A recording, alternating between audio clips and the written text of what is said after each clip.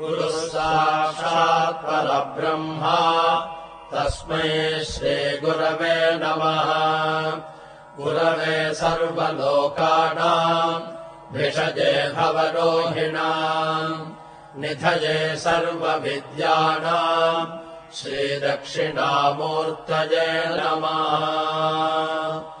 ॐ गणानाम् त्वा गणपतिगुम् हवामहे कविम् कवीनामुपमश्रवस्तमम् ज्येष्ठराजम् ब्रह्मणाम् ब्रह्मणस्पत आनशृण्वन्नोतिभिः सेदसादनम्। ॐ श्रीमहागणपतये नमः। ॐ सद्यो जातम् प्रपद्यामि सद्यो जाताय वै नमो नमः। भवे भवेनातिभवे भवस्वमाम् भवोद्भवाय नमः।